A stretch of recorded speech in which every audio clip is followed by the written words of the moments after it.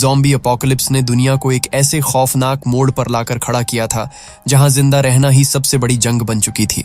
दो मुसाफिर अपनी जान बचाकर भाग रहे थे, पर सवाल ये था, क्या वो बच पाएंगे या अनडेड उन्हें अपना अगला शिकार बना लेंगे।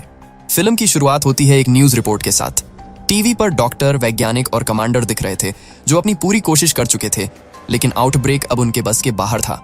वायरस तेजी से फैल रहा था और कंट्रोल के सारे रास्ते बंद हो चुके थे। इसी बीच हम देखते हैं एक छोटे लड़के ल्यूक को, जो घर में कार्टून देख रहा था।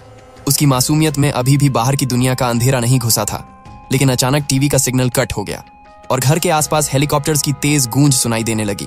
ल्यूक ने घबराकर अपनी मां को ढूंढना शुरू किया। रास्ते में उसे अपनी छोटी बहन एबिगेल मिलती है, जो मजाक में उसे डरा देती है।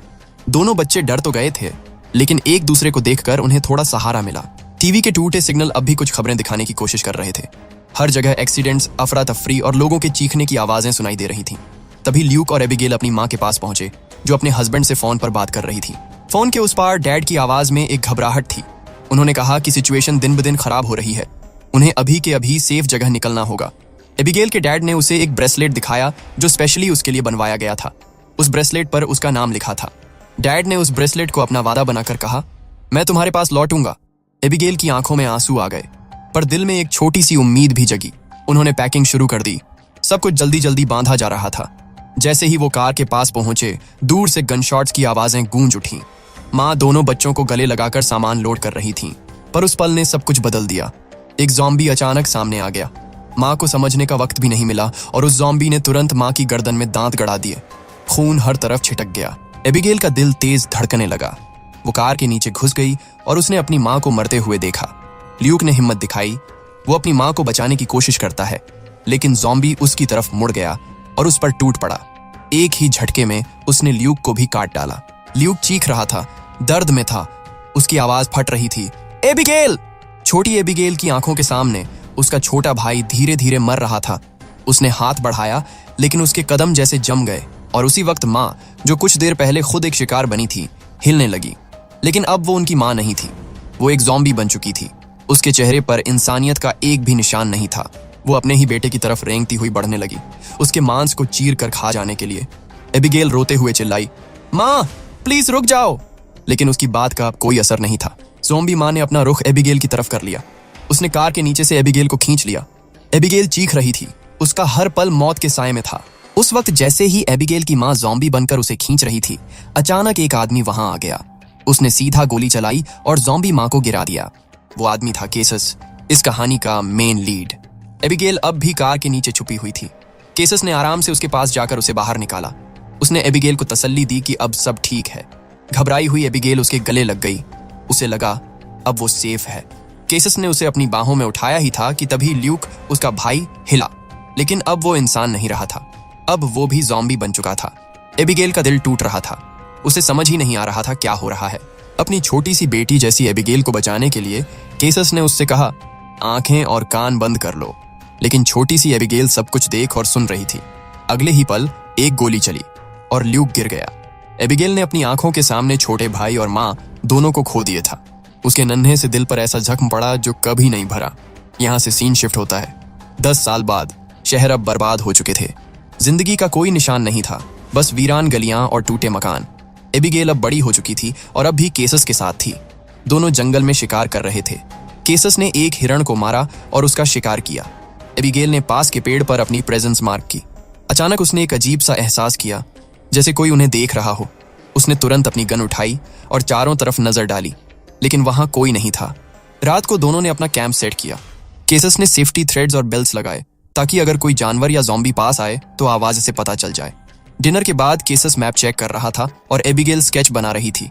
रात के सन्नाटे में अचानक से बेल्स बजी। केसस तुरंत उठ गया, ध्यान से थ्रेड चेक किया और देखा कि कुछ अटका हुआ है। वो चुपके से घोड़े के पास गया, गन रेडी की ओर इंतजार करने लगा। तभी एक ज़ॉम्बी घूर कर आया, लेकिन उसके आने से पहले ही केसस ने गोली चला दी। ज़ॉम्बी गिर पड़ा। एबिगेल भी जाग गई। दोनों ने समझ लिया कि अगर एक ज़ॉम्बी यहाँ है तो उसका झुंड भी आसपास ही होगा। दोनों ने अगली ही सुबह एरिया छोड़ने का फैसला किया। सुबह वो घोड़ों पर सवार होकर निकल पड़े। रास्ते में भी केसस एबिगेल को ट्रेनिंग देता है। फिर उनकी नजर एक दूर खड़ी कार पर पड़ती है। दोनों तुरंत घोड़ों से उतरते हैं और गन्स पॉइंट कर देते हैं।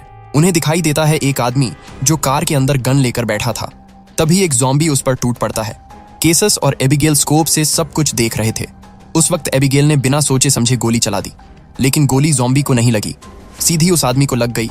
आदमी जख्मी हो गया और ज़ॉम्बी ने उसे चीर फाड़ कर खत्म कर दिया। एबिगेल का चेहरा पीला पड़ गया।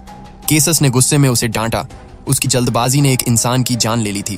फिर दोनों कार के पास गए। आदमी जमीन पर पड़ा था, बस कुछ पल की जिंदगी बची थी। केसस उसके पास गया और एबिगेल को कहा, कार चेक करो। एबिगेल अंदर गई और केसस ने उस आदमी की आखिरी पीड़ा खत्म करने के लिए एक तीर उसके सीने में उतार दिया। उसके जूते निकाल कर ले लिए। एबिगेल कार के अंदर बैठी थी। तभी एक रेडियो कॉल आया। एबिगेल उसे उठाकर जवाब देना चाहती थी, लेकिन केसस ने मना किया और कहा, यहां रुकना सेफ नहीं है। वो दोनों निकलने ही वाले थे कि अचानक 3 और गाड़ियां वहां आ गईं। कार से लोग बाहर निकले और उन्होंने एबिगेल और केसस पर गन्स पॉइंट कर दी। एक लड़की ने उनकी तलाशी ली और जूते मिल गए। ग्रुप लीडर गुस्से में आ गया और उन्हें मारने का फैसला कर लिया। एबिगेल बोलने की कोशिश करती है, लेकिन एक आदमी उस पर गन तान देता है। केसस तुरंत रिएक्ट करता है, उस आदमी का गन छीनकर ग्रुप की तरफ घुमा देता है। तभी एक प्रेग्नेंट वुमन मेगन कार से बाहर आती है। उसने हाथ उठाकर केसस को शांत किया और कहा, हम एबिगेल को कुछ नहीं करेंगे। अचानक हर तरफ से ज़ॉम्बीज आ गए। उनकी गूंजती हुई गरज से जमीन कांप उठी। ग्रुप ने तुरंत अपने वेपन्स उठाए और फायरिंग शुरू कर दी। गोली की आवाज, चीखने की आवाज और ज़ॉम्बीज के कराहने की आवाज एक साथ गूंज रही थी।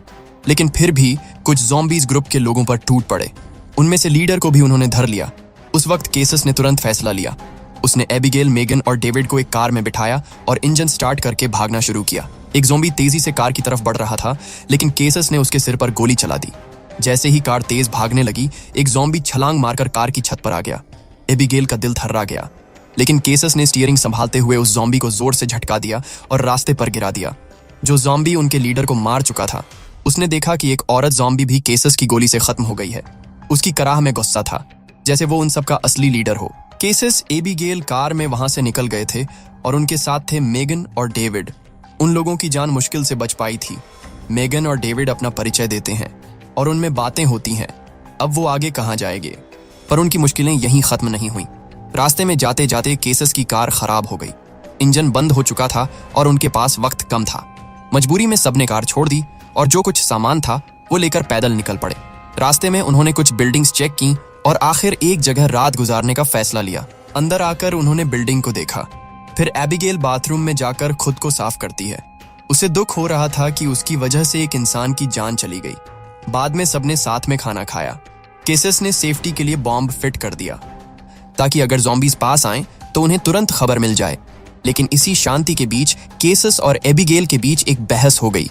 एबिगेल उदास हो गई और चुपचाप रूफटॉप पर बैठकर ड्राइंग करने लगी। तभी दूसरी तरफ ज़ॉम्बीज उनकी छोड़ी गई कार तक पहुंच गए। वो ग्रुप को ढूंढने में लगे थे। बिल्डिंग के अंदर केसस और डेविड अब भी जागे हुए थे। दोनों बातें कर रहे थे, लेकिन तभी डेविड को अपने पांव में एक अजीब सी दर्द महसूस हुई।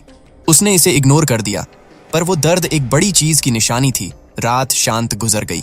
सुबह होने से पहले एबिगेल अभी भी रूफटॉप पर थी जब उसने एक गूंजती हुई ज़ॉम्बी की कराह सुनी।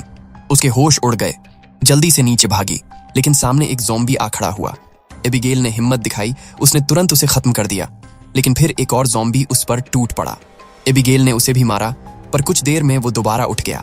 एबिगेल की सांसें तेज चलने लगीं। वो सीधी सीधी ऊपर भागी और ज़ॉम्बी उसके पीछे। डर से, गुस्से से वो एक टूटे हुए शीशे की खिड़की से कूद गई। ज़ॉम्बी भी पीछे कूद गया, पर नीचे गिरकर खुद बाहर जा गिरा। इसी वक्त केसस आ गया और एबिगेल को संभाल लिया, लेकिन उनके सामने एक और खतरा था। एक बड़ा झुंड उनकी तरफ आ रहा था और तभी एक ज़ॉम्बी ने सेफ्टी थ्रेड ट्रिगर कर दिया। एक जबरदस्त धमाका हुआ, बम फटा और आसपास के ज़ॉम्बीज उड़ गए। लेकिन इस धमाके ने उनके लीडर को और ज्यादा गुस्से से भर दिया। अब आप सोच रहे होंगे केसस और बाकी कहां गए? वो बिल्डिंग छोड़कर निकल गए थे। रास्ते में चलते चलते एबिगेल को एक जगह पहचान में आई।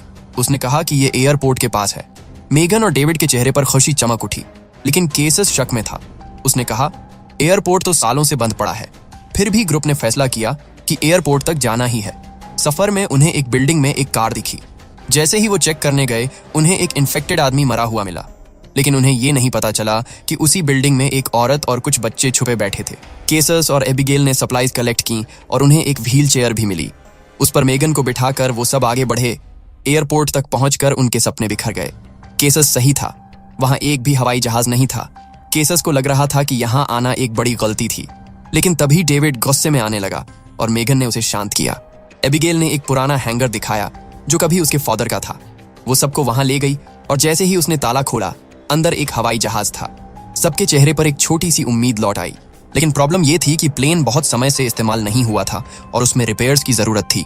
डेविड ने जिम्मेदारी उठाई और मेगन के साथ मिलकर प्लेन ठीक करना शुरू किया।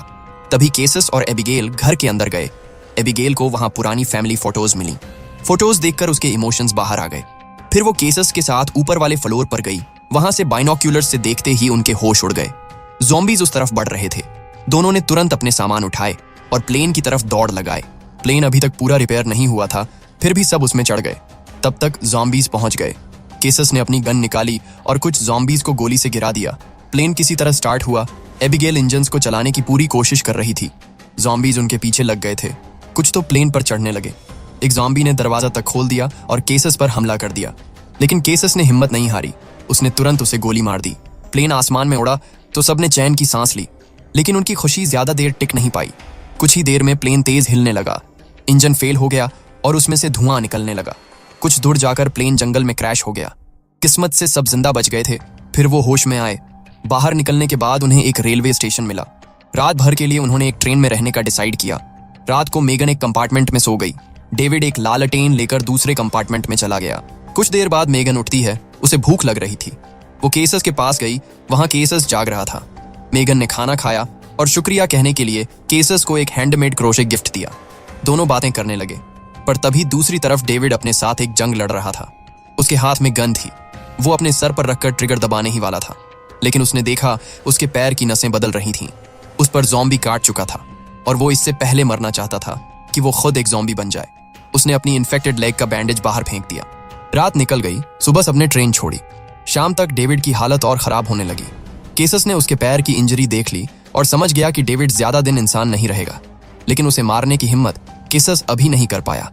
थोड़ी दूर उन्हें एक खेत दिखा जिसमें एक घर था। अंदर कोई रहता था। केसस दरवाजे तक गया। तभी घर की लाइट्स ऑन हो गईं और एक आवाज आई, कौन हो तुम? एबिगेल ने जवाब दे दिया, जबकि केसस ने मना किया था। दरवाजे से एक आदमी निकला, गन लेकर। उसका नाम था नॉर्टन। नॉर्टन ने सबको कहा, अपने वेपन्स एक चेस्ट में डालो। जब सब अनआर्म्ड हो गए, नॉर्टन उन्हें अपने घर ले गया। घर में एक ड्राइंग बनी थी, एक मैकेनिकल हैंड स्ट्रक्चर की। इससे लगा कि वो साइंटिस्ट होगा, लेकिन असल में वो एक इंजीनियर था। डिनर के वक्त केसस ने कैजुअली नॉर्टन की वाइफ के बारे में पूछा, लेकिन नॉर्टन चुप हो गया। डिनर के बाद नॉर्टन ने ड्रिंक्स दी। सब नॉर्मल बात कर रहे थे, लेकिन धीरे धीरे लगने लगा कि नॉर्टन ज़ॉम्बीज को सपोर्ट करता है। इसी वक्त डेविड की कंडीशन और खराब हो गई। वो वॉशरूम में गया। वहां उसने अपनी नसों को ट्रांसफॉर्म होते देखा। जब वो वापस आया, सब लोग बेहोश पड़े थे। नॉर्टन सामने था, उसके हाथ में एक मैकेनिकल डिवाइस। पता चला नॉर्टन ने उनके ड्रिंक्स में कुछ मिला दिया था। डेविड ज़ॉम्बी बनने के एज पर था। नॉर्टन ने अपनी डिवाइस यूज की जो इन्फेक्टेड पर काम करती थी और उसने डेविड को कंट्रोल करने की कोशिश की। दूसरी तरफ रेलवे स्टेशन पर ज़ॉम्बीज पहुंचे, जिनका लीडर भी था। उसने डेविड का फेंका हुआ बैंडेज सूंघ लिया और सीधा नॉर्टन के घर की तरफ निकल गया। घर के अंदर नॉर्टन ने सबको बांध दिया और तभी उसने एक ज़ॉम्बी वुमन को रिलीज किया, जो असल में उसकी वाइफ थी। उसने डिवाइस के थ्रू उसे कंट्रोल किया, लेकिन डेविड ने अपनी पूरी ताकत लगाई और खुद को आजाद कर लिया। उसने ज़ॉम्बी वुमन से लड़कर उसे मार दिया और अपने साथियों को छुड़वाया। नॉर्टन तुरंत भाग गया। केसस और बाकी लोगों ने जल्दी से कार कीज उठाई और घर से भाग निकले। नॉर्टन और उसकी ज़ॉम्बी वाइफ उनके पीछे आ गए। ऊपर से ज़ॉम्बीज भी उनके आसपास पहुंच गए। सब कार में बैठे। केसस ड्राइवर सीट पर था। ज़ॉम्बीज उनका पीछा कर रहे थे। रोड पर घूमता हुआ मौत का तूफान था। इसी दौरान मेगन को लेबर पेन शुरू हो गए। केसस ने कार रोक दी और सबसे कहा कि निकल जाओ। उसने अपनी गन उठाई, ज़ॉम्बीज पर गोलियां बरसाईं और फिर डेविड को पीछे छोड़कर मेगन और एबिगेल को लेकर भाग गया। डेविड ने ज़ॉम्बीज के खिलाफ पूरी हिम्मत से लड़ना शुरू किया। हर एक ज़ॉम्बी को वो मार रहा था, हर एक अटैक का जवाब दे रहा था। पर ज़ॉम्बीज का लीडर, एक पावरफुल और रुथलेस फिगर, आखिरकार उसे मार ही देता है। डेविड की जान जाती है, लेकिन उसके एफर्ट्स ने उसके दोस्तों की जान बचाई। वो एक हीरो की तरह मरा। वो लोग अब किंग हार्बर के समंदर के किनारे पहुंच गए। एबिगेल ने मदद के लिए चिल्लाया और लाइट फोकस उन पर पड़ी। गार्ड्स ने तुरंत गन पॉइंट की, लेकिन फिर उन्होंने बोट भेज दी ताकि सब सेफ एस्केप कर सकें। बोट पर सवार होकर सब ज़ॉम्बीज को पीछे छोड़कर निकल गए। ज़ॉम्बीज का लीडर अपने फॉलोअर्स को रोकता है, अब उनका पीछा नहीं करना। किंग हार्बर में मेगन को लेबर के लिए ले जाया गया और केसस और एबिगेल को इन्फेक्शन के लिए चेक किया गया। रात गुजर गई और सुबह नॉर्टन जंगल में ज़ॉम्बीज के बीच नजर आया। किंग हार्बर में केसेस कॉलोनी के हेड जॉर्ज से मिले। दोनों अपना परिचय करते हैं और तभी एक हैंडसम लड़का रॉड्रिक दिखा जो एबिगेल को देख रहा था। एबिगेल ने उसको नोटिस किया। उसके बाद केसेस और एबिगेल बाहर निकल गए। केसेस ने कहा कि वो अगले सुबह यहाँ से चले जाएंगे, लेकिन एबिगेल ने कुछ अलग ही बिहेवियर दिखाया। रॉड्रिक की वजह से एबिगेल रूड हो गई और अपनी मर्जी से काम करने लगी, जो केसेस के लिए ठीक नहीं था, क्योंकि उसने हमेशा एबिगेल को प्रोटेक्ट और स्ट्रेंथन किया था। एबिगेल का ऐसा बिहेवियर केसेस को अच्छा नहीं लगा। फिर मेगन ने एक बेटी को जन्म दिया और अपनी लास्ट ब्रीड्स में केसेस से प्रॉमिस लिया कि वो उस बेटी होप का ख्याल रखेगा, बिल्कुल वैसे ही जैसे उसने एबिगेल और बिल का ख्याल रखा था। मेगन ने केसेस को एक लॉकेट दिया और बेबी को क्रोशे ब्लैंकेट में लपेट दिया जो मेगन ने बनाई थी। नैन्सी ने बेबी को फीड करने का काम संभाला। जंगल में ज़ॉम्बीज ने नॉर्टन पर अटैक किया, लेकिन उसने अपनी मशीन से उन्हें कंट्रोल किया। किंग हार्बर में 2 आदमी लड़ रहे थे, बड़े क्राउड के बीच, इंक्लूडिंग एबिगेल और रॉड्रिक। रॉड्रिक ने एबिगेल को एक पार्टी में ले गया जहां वो म्यूजिक और डांस एंजॉय कर रही थी, जबकि केसेस अपनी नई रिस्पॉन्सिबिलिटी होप के साथ बैठकर लॉकेट को बॉक्स में रखता है। बाद में रॉड्रिक एबिगेल को किंग हार्बर के बेसमेंट ले जाता है, जहां वो एक रिमोट कंट्रोल दिखाता है। ये प्लान बी का पार्ट था। अगर ज़ॉम्बीज किंग हार्बर में घुस आए, ये रिमोट माइंस डिटोनेट कर देगा और पूरे एरिया को डिस्ट्रॉय कर देगा। प्लान ए के बारे में अभी थोड़ा सस्पेंस है। बेसमेंट में एक टनल डोर भी था जो डायरेक्टली बोट टाउन से कनेक्ट करता था, ताकि सब सेफ एस्केप कर सकें। एबिगेल टनल देखकर एक्साइटेड हो गई। रॉड्रिक और एबिगेल बैठकर ड्रिंक कर रहे थे और रॉड्रिक पूछता है कि क्या एबिगेल और उसका फादर उनके साथ रहेंगे। एबिगेल सच बताती है, केसेस उसका फादर नहीं है। सुबह नॉर्टन ज़ॉम्बीज का बड़ा ग्रुप लेकर किंग हार्बर में आ गया। ज़ॉम्बीज तुरंत अटैक कर देते हैं और किसी को कुछ समझने का मौका नहीं मिलता। बहुत सारे लोग इन्फेक्ट हो जाते हैं। एबिगेल और रॉड्रिक फाइट में शामिल होते हैं और केसेस बेबी होप के साथ कियोस में नेविगेट कर रहा था। वो नैन्सी से एबिगेल के लिए मदद मांगता है। नैन्सी बेबी को ले लेती है। केसेस फिर एबिगेल को ढूंढ रहा था। एक ज़ॉम्बी गर्ल्स के पास गया जिसकी अम्मो खत्म हो चुकी है, लेकिन सही समय पर केसेस ने आके उसे मार दिया। एबिगेल ज़ॉम्बीज के साथ फाइट कर रही थी। जब केसेस वहां आया, वो उसके पास भागती है और केसेस को हग कर लेती है। ज़ॉम्बीज बहुत पास आ चुके थे। एबिगेल और केसेस गिर जाते हैं, तभी एक ज़ॉम्बी उन पर अटैक करता है, लेकिन केसेस ने उसे तुरंत शूट कर दिया। नॉर्टन वहां आया और सारे ज़ॉम्बीज एक जगह गैदर हुए। नॉर्टन केसेस को मारने की कोशिश कर रहा था, लेकिन केसेस भी उसे टफ फाइट दे रहा था। केसेस ने नॉर्टन की मशीन डिस्ट्रॉय कर दिया। अब ज़ॉम्बीज फ्री हो गए थे। वो नॉर्टन के ही खिलाफ हो गए। पहले उसकी ज़ॉम्बी वाइफ अटैक करती है, फिर ज़ॉम्बीज मिलकर नॉर्टन को तोड़ देते हैं, विच ही डिजर्व्ड। केसेस और एबिगेल वहां से फ्ली करते हैं, पर ज़ॉम्बी लीडर एबिगेल का फादर उनका पीछा कर रहा था। केसेस ने स्वॉर्ड से अटैक किया और तभी एबिगेल ने भी नोटिस किया कि ज़ॉम्बी ने एक ब्रेसलेट पहना है जो उसके फादर का था। उनकी फैमिली फोटोज भी गिरती है। एबिगेल को सारा सच समझ में आ गया था कि ये ज़ॉम्बी उसका फादर है जो एस्केप नहीं कर पाया और इन्फेक्ट हो गया। केसेस एबिगेल को उठाकर फ्ली करता है। सब बोट टाउन पहुंच गए थे। रॉड्रिक वहां वेट कर रहा था ताकि एबिगेल और केसेस किंग हार्बर को ब्लो कर सकें। एबिगेल केसेस को टनल में ले जाती है। रॉड्रिक रिमोट प्रेस करता है और किंग हार्बर एक ही ब्लास्ट में डिस्ट्रॉय हो जाता है। ब्लास्ट में एबिगेल के मेमोरीज वाला बैग भी खत्म हो गया। बोट टाउन में सब सेफ हैं और किंग हार्बर एक्सप्लोड होता हुआ देख रहे हैं। तभी जॉन इन्फेक्टेड गन के साथ आता है और सबको थ्रेटन करने लगता है। केसेस ट्राई कर रहा था कि जोन काम डाउन हो जाए, पर ज़ॉम्बी लीडर एबिगेल का फादर जॉन पर अटैक कर देता है। सब घबराकर भागते हैं। केसेस ज़ॉम्बी को मारने की कोशिश करता है। एबिगेल ये पूरा सीन देख रही थी। फियर्स बैटल शुरू होता है। एबिगेल का ज़ॉम्बी फादर वर्सेस केसेस। दोनों अपनी पूरी ताकत लगा रहे थे। एबिगेल ने रोते हुए गन उठाया। ज़ॉम्बी और केसेस दोनों पर पॉइंट कर दिया। ज़ॉम्बी ने केसेस के आर्म को बाइट कर लिया, लेकिन ब्रेसलेट की वजह से केसेस बच गया। एबिगेल ने आखिरकार हिम्मत जुटाकर शूट कर दिया। ये डिसीजन बहुत डिफिकल्ट था, पर एबिगेल ने ब्रेवरी दिखाई। फिर वो केसेस के पास भागती है और उसे हग कर लेती है। अब सब ज़ॉम्बीज से फ्री थे और नई जिंदगी उनका इंतजार कर रही थी। नैन्सी बेबी होप को केसेस के पास ले आती है और वो अपनी नई जर्नी के लिए प्रिपेयर करते हैं। फिल्म यही एंड हो जाती है।